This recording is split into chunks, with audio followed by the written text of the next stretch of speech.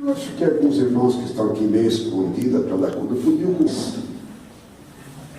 Fui pastor da Assembleia de Deus 25 anos e trabalhei aqui no campo de Curitiba 20 anos ao lado do saudoso irmão de Cristo, pastor José Pimentel de Carvalho, um grande líder, homem de Deus que esteve aqui no Paraná por 40 anos como pastor da igreja. E eu fui um dos seus auxiliares por mais de 20 anos. E eu assumi a igreja em São José dos Pinhais, quando eu cheguei de Ponta Grossa, onde eu estava. Fiquei ali 2 anos e meio naquela igreja, aquele templo que está construído lá, como nós que coordenamos de Deus lançamos a pedra fundamental, entramos terreno, aumentamos, demos uma arrancada, e hoje lá no belo templo da Assembleia de Deus, um trabalho muito abençoado. Então eu estava lembrando, em alguns dos invernos aqui de Curitiba, nós fazíamos vigília. Nós íamos lá para o bairro Costeira, lá deve ter aí uma congregação, na época a congregação não era muito grande, mas era uma congregação que colhia ali umas 80 pessoas, mais ou menos, se não mais. Nós pegávamos o caminhão e pegávamos aqueles irmãos, algumas crianças, meninos, jovens. E lembro que num daqueles invernos rigorosos de Curitiba, nós começamos o culto de vigília às 9 horas. E normalmente encerrávamos 6 horas da manhã, 7 horas. Então nós começamos a orar ali pelas 9 horas, cantando alguns hinos, houve algum testemunho. E oramos, na primeira oração foi das 10 à meia-noite. À meia-noite paramos, sentamos, tomamos água, as irmãs atenderam suas crianças, foram ao banheiro, etc.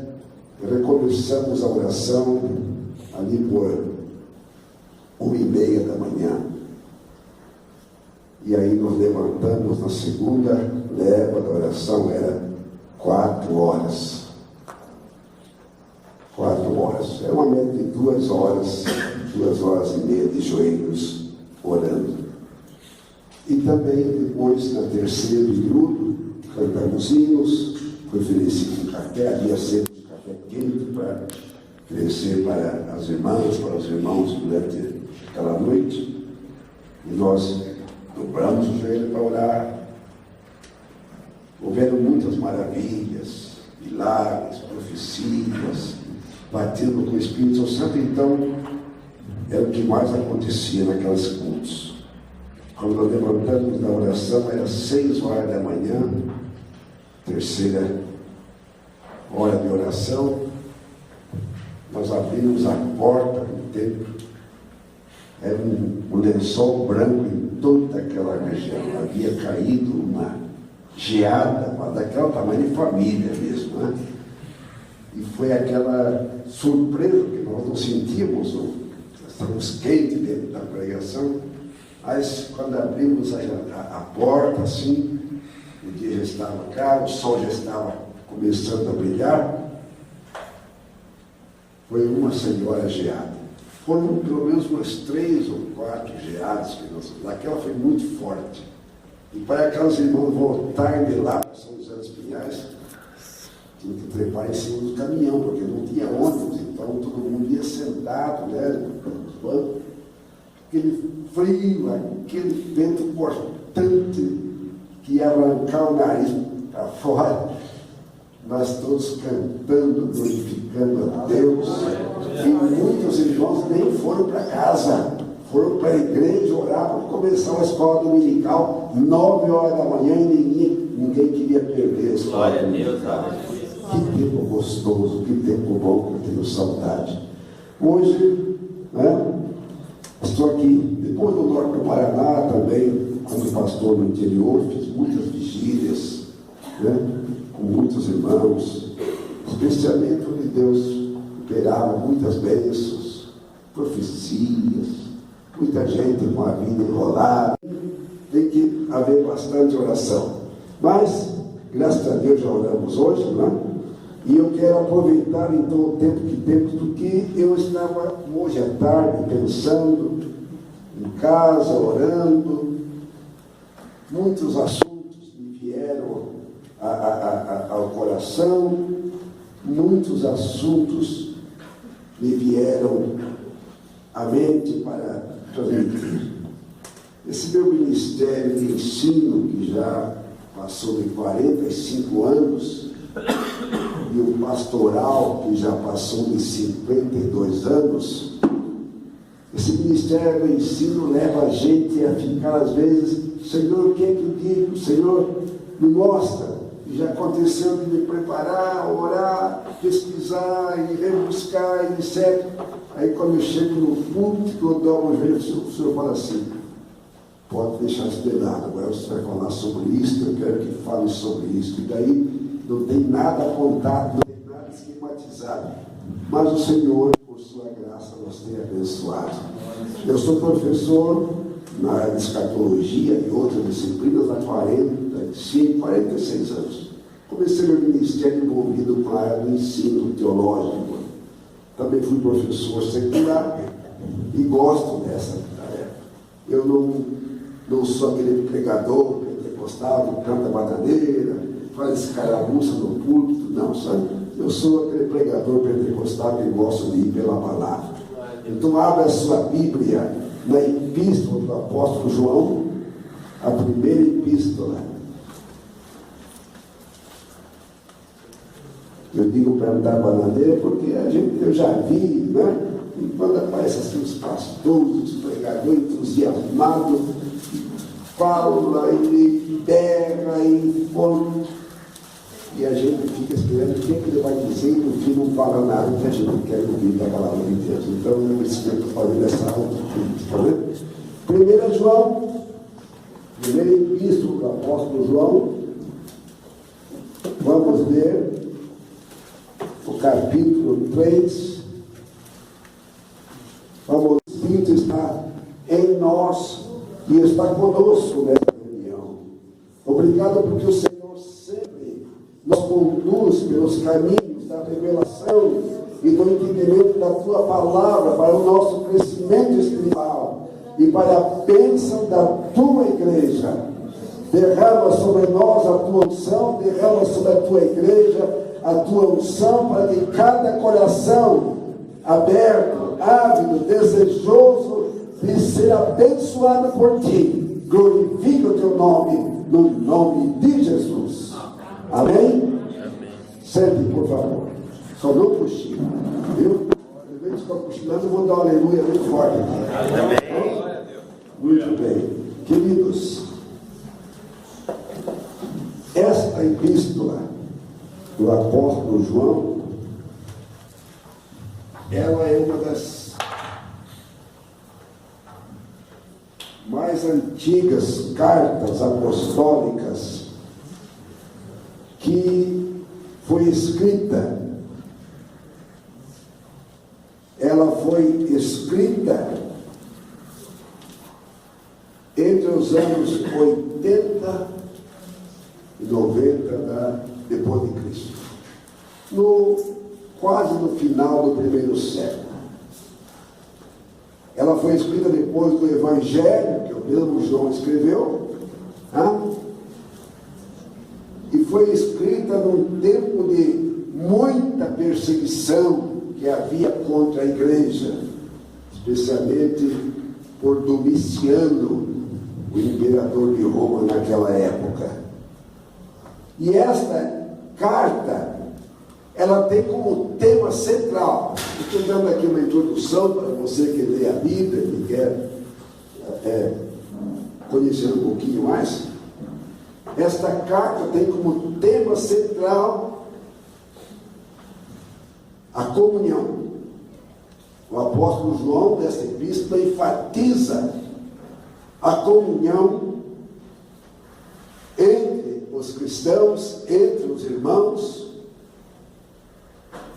na igreja e da igreja consigo mesma, como uma necessidade básica para o crescimento, para o fortalecimento da fé, para a união de propósitos, para a execução dos projetos, enfim, para uma vida plena com Deus, cada um com o seu próximo. Doutrinas falsas, de falsos intérpretes, de falsos pregadores, de falsos mestres, que começaram a perturbar a vida da igreja. A igreja, ela possui um conjunto de doutrinas. O que é doutrinas?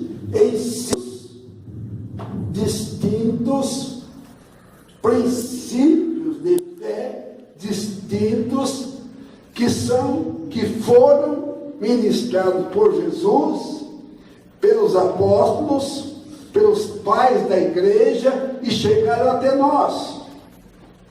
As bases, os fundamentos da nossa fé estão apoiadas em doutrinas, princípios que devem ser observados. Por exemplo, a doutrina do batismo com o Espírito Santo, a doutrina do batismo em água, a doutrina da fé, a doutrina da comunhão, como lemos aqui. João foi muito enfático nesta carta. A doutrina da volta de Jesus, a doutrina da ressurreição, a doutrina da ceia do Senhor. Enfim, princípios que se estabeleceram, normas que cada crente, cada servo do Senhor tem o dever de não somente conhecê-las, mas praticá-las, vivê-las.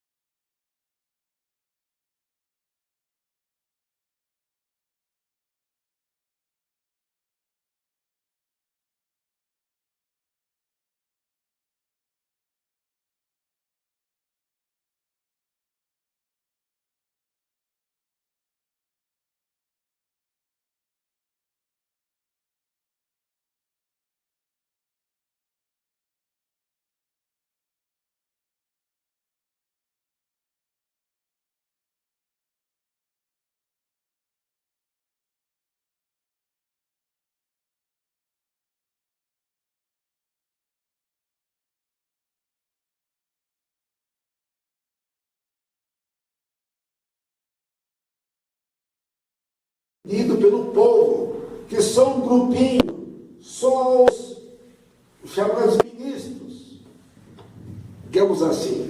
Então nós estamos aqui, este grupo, nós que somos membros do ministério, pastores hoje, segundo o pensamento deles, só nós é que tínhamos autoridade e condição para entender essas doutrinas. O resto da idade do povo, no entendimento dele, era ignorante para entender isso, como se fosse uma exclusividade apenas do altar. Não. A igreja, como corpo de Cristo, que tem Cristo como cabeça, naturalmente aprende, porque aprende do seu mestre, do seu Senhor, daquele que lhe ensina. E não precisa ser apenas um teólogo, um ministro, qualquer membro. Basta que se dedique à leitura, à oração, à busca da verdade e da revelação que vem do Espírito Santo. Eu tenho dado aqui nas aulas que eu tenho dado aqui, de escatologia bíblica.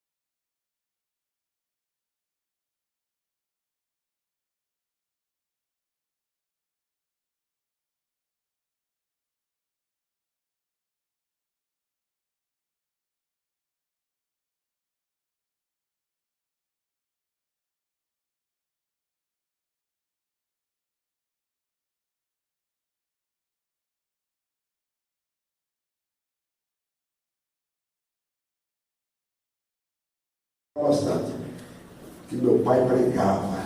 Era 3 palavras e entrava o evangelho e aguentasse quem pudesse aguentar. Porque ele só falava de Jesus e das coisas maravilhosas.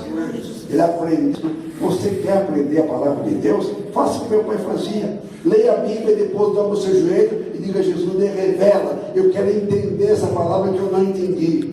E você vai ver que o Espírito de Deus vai encher a tua mente, o teu coração, a tua alma, a tua consciência das revelações divinas. Mas eles diziam lá, os gnósticos, não, esse livro aqui. Tanto foi que num tempo a Igreja Católica proibiu a leitura da Bíblia, porque quem lesse a Bíblia ficava louco, por causa do meu pai, né? Que quando disse, pai, eu encontrei lá no soltão da casa uma Bíblia, enrolada num jornal, já comida pelas baratas, e eu li lá um capítulo daquela Bíblia, papai, e aquela Bíblia, umas palavras tão gostosas, meu avô falou assim, meu filho, pelo amor de Deus, larga esse livro para lá, nem mexe com isso, senão o padre te excomunga e você vai para o inferno, e não lê essa Bíblia não, porque o padre diz que quem lê fica louco. Mas como Jesus salvou meu pai, quando meu pai de fato teve um encontro pessoal com Jesus e passou a ler a Bíblia, ele não ficou louco, não, ficou muito inteligente. Não há mistério. Bom, essas doutrinas falsas, essa é do que nós citamos aqui numa série. Veja só, o docetismo, que era uma outra doutrina falsa já naquele tempo, dizia que Jesus não era real e que não havia nascido de mulher. Quer dizer, então, a igreja cristã primitiva, já nos dias do apóstolo João, passava por esse vendaval de falsas doutrinas. Foi por isso que ele escreveu. Você sabe qual foi o tema que mais João desenvolveu, tanto nesta como nas outras epístolas e no próprio Evangelho? A doutrina da encarnação de Cristo. Eu vou fazer um estudo aqui, viu, pastor, sobre a encarnação de Cristo. O pastor Jorge me autorizou a continuar ministrando aqui, ensinando. Eu vou ministrar sobre a encarnação de Cristo. Muita gente não sabe o que é isso, como isso aconteceu, o que é que significa o Deus encarnado.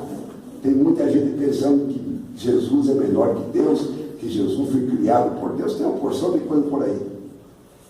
Mas quando estudamos sobre a encarnação de Cristo, descendência, moral, família, etc, tem que estar implícito nessa comunhão. Você é meu irmão em Cristo. Eu sou seu irmão em Cristo. Você é minha irmã em Cristo. Só que existe, nesse relacionamento de comunhão, princípios éticos que têm que ser respeitados. A minha irmã em Cristo, ela é minha irmã em Cristo espiritual, mas ela é uma pessoa com as suas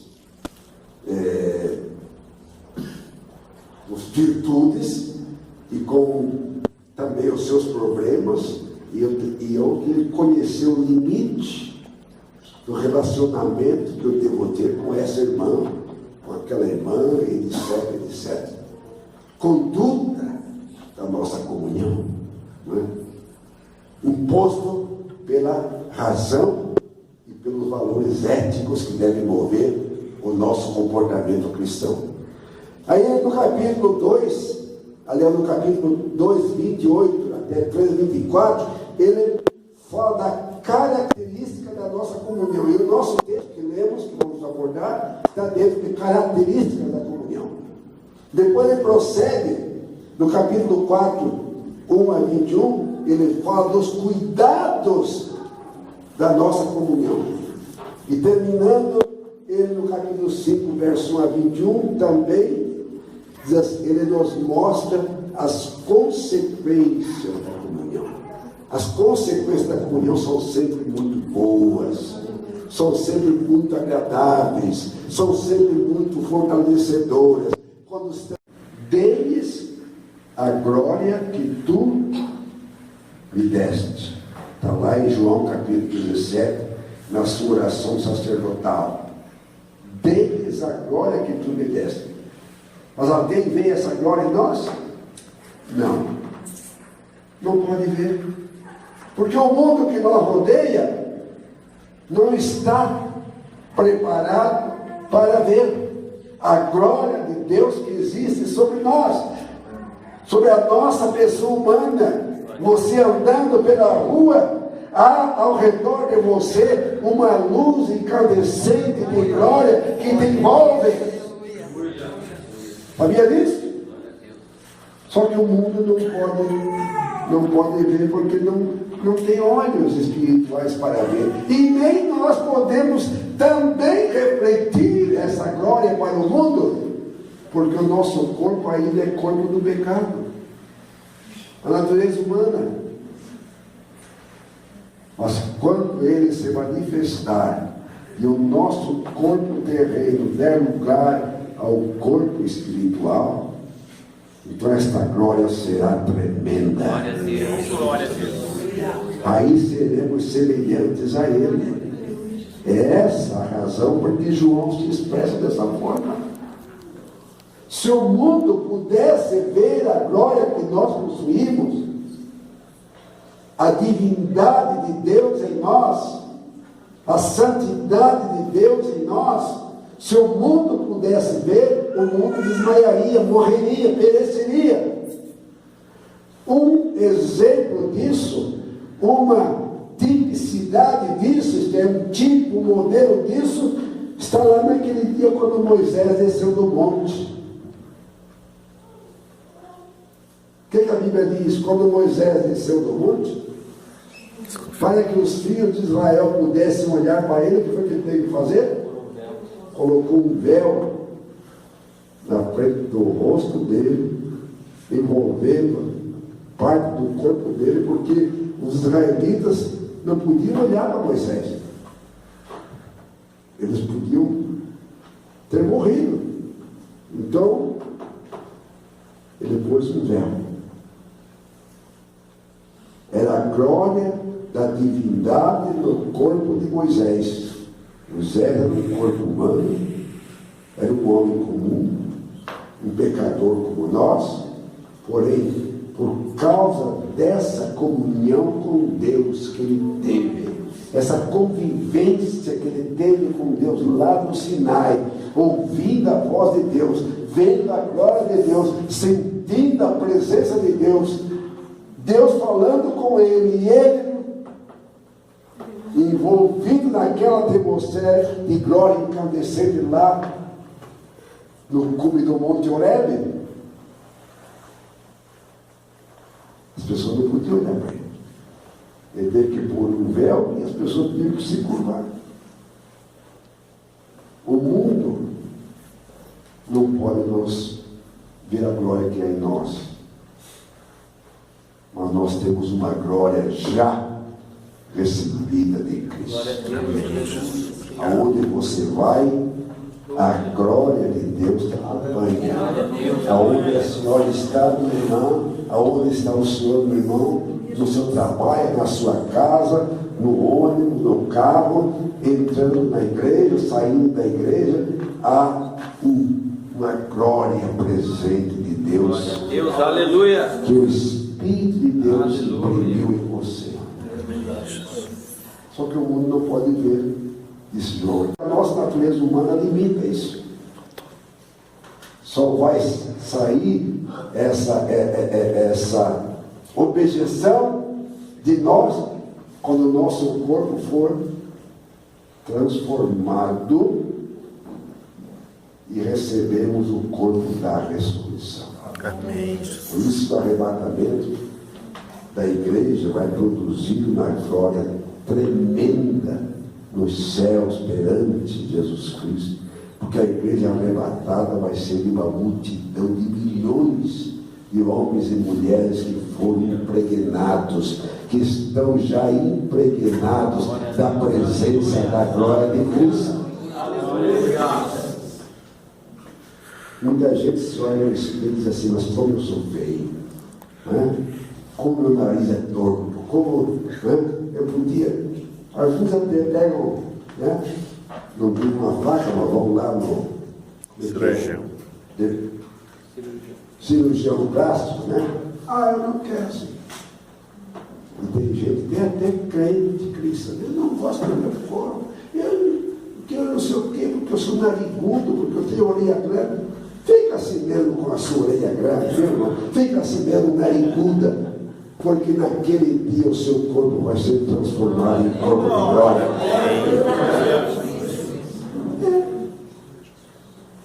Minha esposa, saudosa memória, ela era brincalhona, estava de brincadeira. Rima. E eu tenho a cara fechada, eu sou homem de cara fechada mesmo, já vi aqui. Sou homem de testa franzida, fui pela minha mãe, pelos meus ancestrais ali, acho que lá eram mais feios que eu. Mas, eu olhava e disse: meu bem, está com a cara tão feia, está zangado? Não, bem, é que eu sou feio. O formato lá, a forma não deu para fazer do outro jeito, saiu assim mesmo, né? Cara feio e tal, né?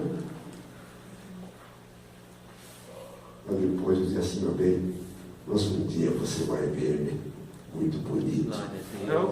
Vamos nos encontrar lá muito bonitos, na presença daquele que, aleluia, nos dá a sua própria glória. Aleluia. E porque João diz assim: amados, nós não somos, eu quero repassar isso aqui, amados, agora somos filhos de Deus e ainda não se manifestou o que havemos de ser. Filho de Deus nós somos, servo do Senhor nós somos, lavados pelo sangue de Jesus já fomos, já temos o nosso nome escrito no livro da vida, sim, estamos aguardando a sua vida, sim, vamos viver com Ele eternamente, sim, mas ainda não chegamos à plenitude, porque não fomos glorificados. A glorificação das 9 doutrinas que envolvem o processo da salvação, viu, meus irmãos? Vocês que leem a Bíblia, que querem aprender, são 9 doutrinas bíblicas que falam nesse processo da salvação da obra de Cristo. E dessas 9 doutrinas, a doutrina da glorificação é a última que a gente estuda numa sequência.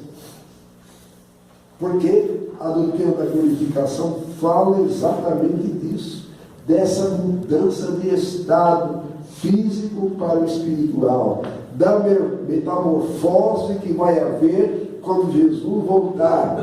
Né? Paulo disse que se estiverem mortos, ressuscitarão primeiro. 1 Coríntios 15, 51, daí para frente. E nós, os vivos, que estivermos vivos, seremos transformados num momento, num abrir e fechar de olhos ao soar da última trombeta. Do físico para o espiritual será tão tremendo, que vai colocar o mundo em polvorosa, vai desestabilizar os governos do mundo, se querem saber. vai tirar o sono de milhares de governantes e de tantas outras autoridades do mundo inteiro. Por quê? De repente a igreja é tirada do meio. Desaparecem todos. Não vai ficar um para contar. Ou ficar os que se desviarem, ou ficar os que não estiverem atentos, ou ficar as virgens loucas que eu falei, né, da igreja militante. Como é que é? Falamos aqui no domingo de manhã, temos falado sobre a igreja militante, que é composta por dois grupos: a igreja vigilante e a igreja o quê? Negligente. A que igreja você pertence? A militante vigilante ou a igreja negligente? Mas o que está escrito na Bíblia? Está lá em Mateus capítulo 25, a parábola das 10 virgens. 5 estavam preparadas, com azeite, com óleo, com a lamparina acesa, e 5 estavam dormindo, sem nada, sequinha. Sacudia a lamparina, estava seco. Tem muito crente seco por aí. Espero que aqui não tenha nenhum. Tem muito cristão seco. Não tem nada de vida espiritual. Mas a igreja de Cristo que aguarda a sua vinda tem que ser vigilante. Eis vem o noivo. Todo mundo de pé para aguardar a chegada do noivo. Eu ensinei aqui, tenho ensinado que a igreja é composta de 2 grupos. Igreja militante, que está na terra até Jesus voltar. Igreja triunfante, aqueles que já partiram com ele, estão aguardando o momento da ressurreição. E a igreja militante que está na terra, caminhando, lutando, batalhando, né? Num campo de guerra, contra o mal, contra o pecado, contra Satanás, contra os demônios. Essa igreja militante, infelizmente, é composta também por 2 grupos. A vigilante, que são vocês que estão aqui, orando, clamando, chorando, contando para Jesus a sua dor, diz o hino, na esperança de que ele venha buscar. E a negligente está por aí pelo mundo, com lamparina acesa, com lâmpada apagada, diz que está esperando o noivo, mas vai ser surpreendido. Oxalá nós estivermos naquele dia alertos. Antes de eu vir para cá, eu estava explicando para um rapaz que mora na minha casa, que alugou uma meada que eu tenho nos fundos da minha casa, está trabalhando e estudando em Curitiba. E ele foi lá, eu estava falando para ele, ele ficou assim, como que meio encantado, mas que é isso? Só que meu jovem, o mundo se prepara para o advento do anticristo. O anticristo está às portas para assumir a rédea do governo do mundo. E a igreja também está às portas de ser tirada. Só que daquele dia e hora não sabemos. Jesus disse: ninguém sabe, mas ele vem. 3.750 vezes a Bíblia afirma que Jesus vai voltar pela segunda vez. Imagina. E só no último capítulo da Bíblia, por 3 vezes ele disse: eis que venho sem demora, eis que cedo venho, eis que venho. E o meu galardão, o meu presente, está comigo para dar a cada um, segundo o que tiver feito, diz o apóstolo Paulo. Está esperando Jesus, meu irmão? Está esperando Jesus mesmo? E está cantando o hino, né? Maranata, vem Jesus, ora vem Jesus. Não, Jesus não vem não, vai não dar, eu tenho que acertar a minha vida. Vai nessa que Jesus não vem para você acertar a sua vida. Ele vem e você pode ficar, ou eu posso ficar, se eu não tiver cuidado. Não é a expressão você minha, não se dirige à pessoa, né? É uma expressão genérica. manifestar e nos tirar deste mundo de pecado, então a glória que está sobre nós vai se manifestar. A nossa glória agora é muito ofuscada. Só Jesus vai ver. E o diabo também. Sabia que Satanás também pode ver essa glória? Sabia que os demônios, quando passam perto de um crente que está cheio da glória de Deus, ele foge espavorido? Glória a Deus. Nessa casa eu não posso entrar. Nessa família eu não posso entrar. Com essa mulher eu não posso mexer. Com esse homem nem. Por quê? Porque ele sabe do poder dessa glória que está sobre a sua vida. A glória que Cristo lhe deu e lhe dá por causa da salvação, aleluia, que você adquiriu nele. Preço de sangue, preço de sofrimento, preço de dor, preço de aflição, preço de lágrimas. Outro dia eu estava acordei de madrugada, e fugiu o sono, me veio a memória, a mente, comecei a pensar no sofrimento de Jesus. Meu Deus! Quando eu leio os livros de história, quando pesquiso para saber como era a crucificação naquele tempo, como as pessoas agonizavam, presos naquelas cruzes, ficavam até meses sem morrer, pendurado, sendo já comido pelas aves de rapina, mas não morriam de tanto sofrimento e tal. E eu estava pensando no sofrimento de Jesus. E de repente ele olha e diz assim: Pai, perdoa-os, porque não sabem o que fazem. Perdoa ele, perdoa o Paulo, perdoa o Francisco, perdoa a Maria, perdoa a Franciele, sei lá se tem esse nome aqui, estou apenas conjecturando. Perdoa aquela mulher lá, ela não sabe o que faz, mas eu estou morrendo por ela, estou derramando meu sangue por ele, estou vertendo a minha vida por causa dele. Foi isso que fez você estar aqui esta noite, foi esse amor sem medida, foi esse amor insondável, inimaginável, incompreensível, foi esse amor que trouxe você para estar aqui essa noite, a minha noite, num dia de frio de Curitiba, bem próprio de Curitiba, para você ouvir que você ainda não pode refletir a glória que está sobre a sua vida, mas quando Ele se manifestar, então Ele vai nos dar o privilégio de podermos nos conhecer e ter a glória de todos.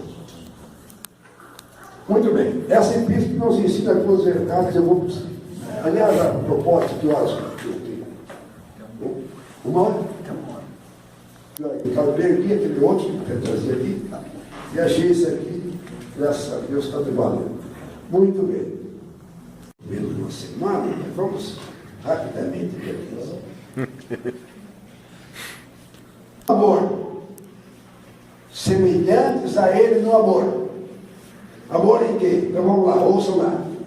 Eu não vou mandar ler os textos bíblicos, que não vai dar tempo, mas eu vou só citar. Depois, se alguém quiser, eu posso citar os textos bíblicos. Primeiro, a Deus.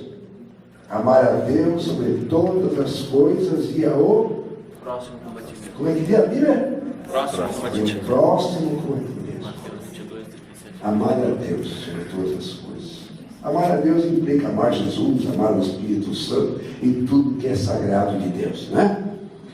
Segundo, ao nosso irmão, já fui citado, ao nosso próximo, ao nosso inimigo,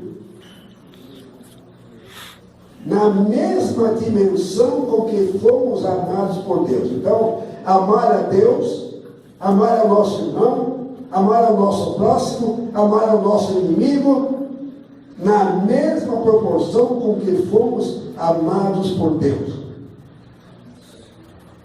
Semelhantes a Ele assim. Segundo, na obediência. Amar semelhantes a ele na obediência. Primeiro no amor, agora na obediência. Obedecer é melhor do que sacrificar. 1 Samuel 15, 22. Obedecer a quem? A Deus, suas leis, seus ensinos, sua palavra. E existe a chamada obediência da fé, como está em Romanos 1, versos 1 a 6 e Atos 5, 29. Amar as suas leis, seus ensinos, sua palavra, né? Amar aos pais. Espera aí, tem filho? Tem. Filha? Tem. Vocês são filhos? Não são? Amém. Amém. Todos são filhos aqui? São? Amém. É isso. Tanto meu pai já foi embora, minha mamãe também já foi embora, mas eu continuo sendo filho deles, que eu os amei. É um dever dos filhos, das filhas, mesmo casados, não importa a sua idade, viu, minha irmã? Viu, meu irmão? Se você tem seu pai e sua mãe, que são vivos, ame-os, cuide deles. Não seja relapso como muitos cristãos são por aí. Abandone os pais nos asilos, abandone os pais de qualquer mão estranha e que se lasquem. Não, a Bíblia não ensina isso. A Bíblia manda que amemos os nossos pais, o obedeçamos enquanto dependemos deles, até que tenhamos maturidade para vivermos a nossa vida e ouvindo. Minha mamãe, com 99 anos, antes de partir, aí, olha, o negócio é assim, assim, assim, está vendo? Nunca ousei levantar a minha voz para minha mãe, nem para meu pai, já sendo casado, de barba, cafanhaque que eu nunca tive, né? Porque sempre o temor de Deus me fez respeitar, honrar, obedecer, ouvi-los. Porque o pai é instituído por Deus como sacerdote da família e recebe de Deus autoridade delegada para abençoar ou para amaldiçoar o próprio filho. Sabiam disso? Ai do filho a quem o pai disse: você vai ser isso e assado. Ai da filha a quem a mãe lançar maldição. Não fica de pé mesmo, a não ser que se arrependa, se converta, peça perdão, chore muito, e aí a graça de Deus de volta. Porque a autoridade de um pai e de uma mãe, ela é dada por Deus instantaneamente a partir do momento que ele e ela passam a ser pai e mãe da criatura humana. Ensine isso para seus filhos. Transmito isso para os seus jovens. Muito bem. Amar a Deus, suas leis, seus ensinos, amar aos pais, aos pastores. Aliás, obedecer, eu estou falando aqui de obedecer, não é de amar, perdão. Obedecer aos pais, aos pastores, obedecer às leis humanas. Obedecer. Quanta gente está no inferno hoje porque não obedeceram às leis humanas. Aqui é só 80 por hora. O cidadão pega o carro zero e sai a 300 por hora. Na primeira curva, você já sabe o que acontece, não? Muito bem. Semelhantes a ele, então, no amor, na obediência, na paciência e humildade. Em Tiago 5, 7 a 11, a paciência exaltada. Em Provérbios 22, 4, a paciência é recompensada. E Deus abomina o impaciente, ou aquele que se ensoberbece ou se orgulha, achando que ele é melhor que alguém, ou que os outros é que têm que obedecer e não ele. Paciência e humildade, iguais a ele na vida de oração e santificação. Jesus passava noites em oração. Você não precisava orar. Fala para mim de verdade. Como filho de Deus, como Senhor do céu e da terra, como Criador de todas as coisas, doador da vida, ressuscitando mortos, dando vista a cegos, fazendo aquelas maravilhas. Não precisava passar a noite em oração? Do ponto de vista humano, não. Mas do ponto de vista espiritual e da sua relação de comunhão com o Pai, ele passava noites em oração, porque era bom estar ao lado do Pai. É bom ficar ao lado do seu Pai, meu irmão. É bom, meu irmão, passar horas, madrugadas, noites, derramando suas lágrimas, agradecendo a Deus pela sua vida, pela sua família, pelas coisas maravilhosas que Ele fez na sua vida, está fazendo e vai fazer.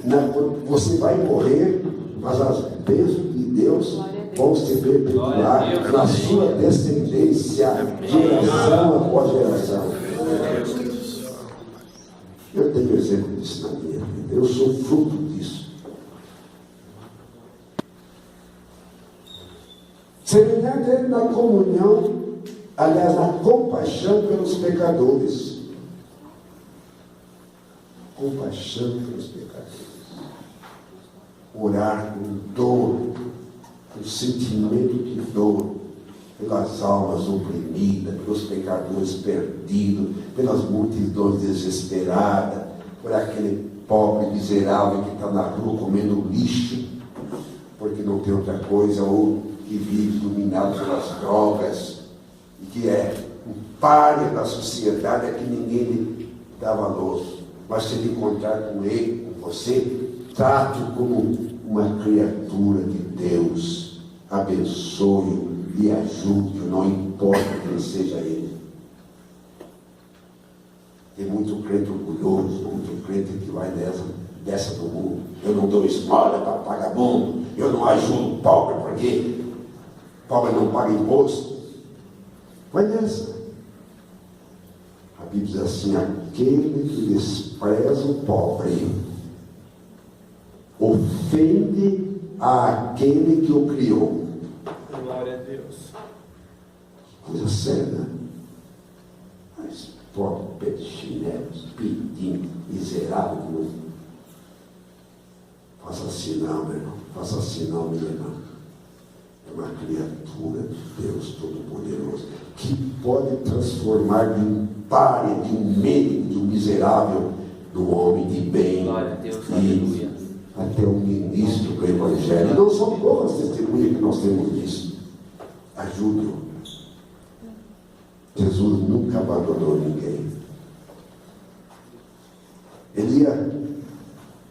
Um homem saiu de Jerusalém, caiu na mão dos pecadores, dos salteadores, foi espancado, espoliado, roubado tudo que tinha e deixaram ele no caminho. Logo em seguida vinha um levita, representante da lei. Passou por ele, nem ligou. Da religião, também não fez nada por ele. Mas em seguida passou o samaritano. Aquele povo desprezado, que judeu nenhum gostava nem de olhar para a cara dele, os samaritanos. Olhou o pobre caído na beira da estrada, foi lá, levantou o pobre coitado, pôs sobre o animal que ele estava montado nele, pegou o pobre, machucado, aquele andante, levou lá na estalagem e primeiro passou um pouco de óleo de vinho, Azeite e vinho representa o Espírito Santo e o sangue de Jesus, sobre a alma do pecador. E aí disse para o estaleiro lá, para o homem da estalagem: olha, estou viajando, cuida bem dele, o que faltar para ele ficar curado, você pode aplicar, quando eu voltar, cobra de mim.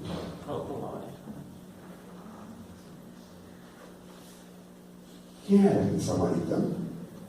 Quem representava o samaritano? Jesus.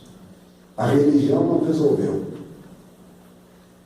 O levita, representante da lei, também não resolveu. Mas o samaritano não resolveu. Quando ninguém resolver, Jesus sempre resolve. O samaritano representava Jesus. E aí tem uma promessa da vida dele. Cuide dele, cuide dele. Atenda ele. Coloca o remédio que faltar nele para que ele fique curado. Quando eu voltar, eu vou te pagar. Quando a igreja for arrebatada, a igreja não vai já entrar no céu da festa da boda do Cordeiro, não. Vai passar pelo tribunal de Cristo, para ser galardoada, para ter as obras que você pratica como cristão julgadas, todas, chamada obra da fé. Na última semana de agosto, eu vou pregar essa mensagem aqui, à noite do domingo, no último domingo de agosto. Está acertado, o pastor Jorge me pediu. A igreja no tribunal de Cristo. O que você faz aqui agora é a glória que você vai colher. Semelhantes a ele, o que mais? Semelhante a ele significa vivemos movidos pelo trabalho em prol dos pecadores. Semelhante a ele significa sermos ungidos com ele, como ele foi, para expulsar demônios, curar os doentes, enfim, ensinarmos a palavra de Deus. Semelhante a ele, agora significa andar como ele andou, falar como ele falou, abençoar como ele abençoou, orar como ele orou, ensinar como ele ensinou, libertar os oprimidos como ele libertou, viver em comunhão com o Pai como ele viveu. Vou parar aqui. A doutrina é meio pesada, né? Fala, Deus. Ser semelhante a Cristo. Mas nós temos que agora, já aqui, expressarmos no nosso viver cristão a nossa semelhança com Ele, através da nossa vida nas mãos dEle. Ser crente não é só, Jesus, me dá isso, me dá aquilo, Jesus, eu quero mais isso, mais aquilo, Jesus, né? Foi pouco, quero mais. Ele dá, sim, sem medida. Mas há um compromisso de retribuição. Retribuição a Ele com gratidão por aquilo que Ele tem feito por você e pela sua família. Eu estou alegre, pastor, eu estou alegre que nem sei o tamanho da minha alegria. Bom, que beleza, está salvo. E o seu vizinho? Está salvo? Se o seu vizinho morrer amanhã, você vai ficar olhando assim, a viúva desesperada, os filhos cabelados, gritando e tal, e um fazendo uma cena do véu daqui, outro tentando ajudar a entrar no céu de outra forma, uma missa. Coitado, meu vizinho morreu sem salvação. Você falou de Jesus para ele, você convidou ele para ir no culto, você foi na casa dele um dia, aquele amor, aquele carinho, disse, vizinho, dá licença, você quer fazer uma oração pelo Senhor? Com certeza o vizinho é o seu amigo, vai dizer assim, muito obrigado, vizinho, pode fazer. Semelhantes a ele na compaixão. Queridos, já é madrugada, né? Ou não? Já chegamos na madrugada? Então vamos parar por aqui, né? Eu preciso de você, você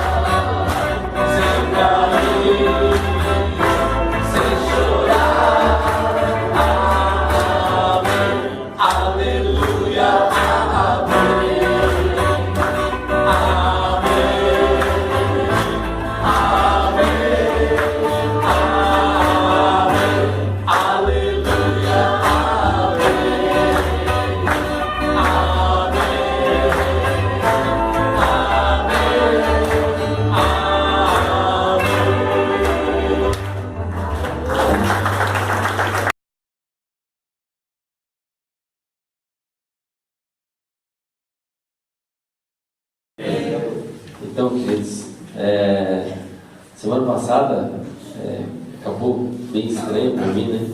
Tipo, uma sensação horrível. A gente estava numa célula, um evento que foi feito, convidaram a gente para pregar, eu estava pregando, eu e minha esposa, estava ali. E quando a gente saiu da célula, cadê o meu carro? Mas é uma sensação muito estranha, né? Você chega lá na rua, quando você olha assim, fala, mas era aqui que eu tinha estacionado. E levaram o meu carro. E na hora eu fiquei muito tranquilo, assim, sabe? Eu tinha acabado de pregar. E a palavra que eu tinha pregado, Mateus capítulo 6, do 19 ao 21, né? Ela fala, não acumuleis riquezas nessa terra, onde a ferrugem e a traça corroem, os ladrões salteiam o roubo, mas acumular riquezas no reino de Deus, porque onde está a sua riqueza está no teu coração. Tinha acabado de pregar essa palavra. Quando eu saí lá, cadê o meu carro? Aí, né, a gente fez todo o procedimento e tal, fez o boletim e começamos a orar. E alguns irmãos aqui ficaram sabendo, a gente, né, notificou e a gente começou uma batalha de oração. Até a pastora Nair, né, esqueci de avisar ela que tinha achado o carro, ela foi embora, mas esqueci de avisar ela que tinha achado o carro. Ela disse que essa noite a gente tinha até encontrado. 3 horas da manhã ela levantou e falou, Deus, está chovendo, devolve o carro deles, não faz isso deles não. Então muita gente orando, né? Quero agradecer a oração das pessoas que estiveram orando. E foi quinta-feira, o Juninho estava passeando ali pelo Cajuru e achou meu carro na Luiz França, pertinho de casa, 2 quadras da casa do Orlando. O Orlando já me ligou. Aí a gente foi lá e já reconheci o carro. Hoje eu já estou de carro. Glória a Deus. Você pode aplaudir a Deus. Eu tenho a agradecer porque Deus tem sido maravilhoso nas nossas vidas, né? Vale a pena a gente seguir. Seguir, não somente seguir, mas servir. Isso que a gente tem aprendido. E há 3 semanas atrás eu estava indo trabalhar, e eu trabalho à noite. E tinha um bloco no meio da BR, e eu passei com o pneu do meu carro nesse bloco, e era alguma coisa feita. E quando eu passei, na hora eu já percebi que o meu pneu murchou, e logo na frente tinha um carro parado, preto, todo escuro, e ali eu senti a presença de Deus na minha vida, e falou assim, não para ver o que está acontecendo no teu carro, segue. E eu segui, andei uns 4 quilômetros com o meu pneu furado, entrei num bairro próximo, ali em 4 Barras, perto da frente da casa de um amigo meu, e ali eu chamei ele e falei assim, furou meu pneu, vamos sair aí para mim trocar o pneu para mim chegar até o trabalho. E daí no sábado de manhã eu fui para minha mãe, que mora em Campo Largo. E ali eu senti que o meu carro já tinha trocado o pneu e senti que o carro não estava legal, estava desbalanceado. Daí, conversando com a minha mãe falou assim, Denis, então agradeça. Eu falei assim, por que, mãe? Ela falou assim, a pastora me ligou, né, que ela também, graças a Deus, é evangélica, da quadrangular ali de Campo Largo. Ela me ligou e ela teve um sonho muito, muito pesado com alguém da nossa família. Daí eu falei, mãe, então esse sonho foi para mim. Porque o meu carro podia ter batido né? Perdeu o controle do meu carro. Eu podia ter parado o meu carro e uma pessoa colocar uma arma na minha cabeça e tentar roubar o meu carro, que logo à frente tinha um carro parado.